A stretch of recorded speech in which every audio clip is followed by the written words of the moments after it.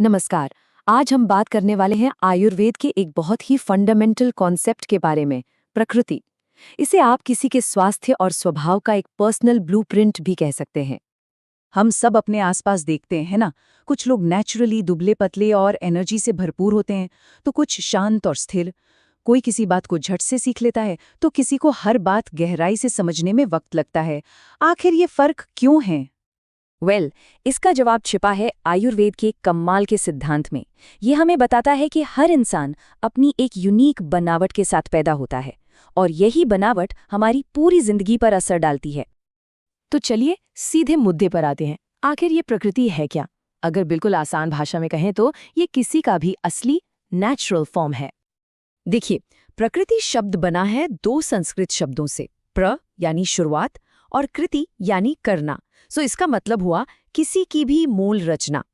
ये एक इंसान की फिजिकल, मेंटल और साइकोलॉजिकल बनावट है जो कंसेप्शन के समय ही तय हो जाती है और जिंदगी भर वैसी ही रहती है। सवाल ये है कि ये बनती कैसे है।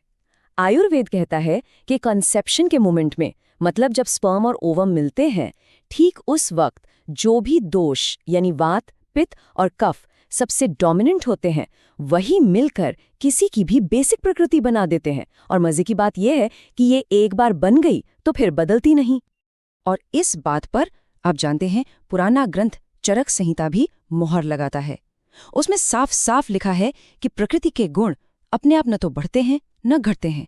बदलाव आता है तो सिर्फ मृत्यु के समय। इससे पता चलता है कि प्रकृति कितनी परमानेंट चीज है। अब समझते हैं कि ये प्रकृति आखिर किन चीजों से बनती है। देखिए, आयुर्वेद में 3 मेन एनर्जीज या दोष बताए गए हैं जो हमारे शरीर और मन के हर फंक्शन को कंट्रोल करते हैं। ये 3 दोष हैं, वात, पित्त और कफ। जैसा कि स्लाइड में दिख रहा है, वात जुड़ा है मूवमेंट से, पित्त जुड़ा है ट्रांसफॉर्मेशन या कहें मेटाबॉलिज्म से, और कफ का काम है शरीर को स्ट्रक्चर और स्टेबिलिटी देना। इन्हीं तीनों के अलग अलग कॉम्बिनेशन से हर इंसान की यूनिक प्रकृति बनती है। तो चलिए एक एक करके इनको थोड़ा करीब से देखते हैं। सबसे पहले वात। जो लोग वात प्रधान होते हैं ना, वो आमतौर पर दुबले पतले होते हैं। उनका दिमाग बहुत एक्टिव होता है, खूब बातें करते हैं, चीजें बहुत जल्दी सीखते हैं, पर हाँ, उतनी ही जल्दी भूल भी जाते हैं। ठंड इनसे ज्यादा बर्दाश्त नहीं होती और अक्सर इनके जोड़ों से कट-कट की आवाज आती है। अब आते हैं पित्त प्रकृति पर। इन लोगों का फिजिकल बिल्ड अक्सर मीडियम होता है। इन्हें गर्मी तो भई बिल्कुल बर्दाश्त नहीं होती और भूख प्यास भी बहुत लगती है। इनकी स्किन कोमल होती है, गुस्सा भी इनको जल्दी आता है, पर अच्छी बात यह है कि उतनी ही जल्दी शांत भी हो जाते हैं। और हाँ, बालों का जल्दी सफ़ेद होना या झड़ना भी पित्त का एक कॉमन साइन है। और आखिर में कफ प्रकृति। इन लोगों का शरीर काफ़ी मजबूत, वेल बिल्ट होता है और स्किन ऑयली और स्मूथ होती है। स्वभाव से ये लोग बहुत शांत, पेशेंट और टॉलरेंट होते हैं।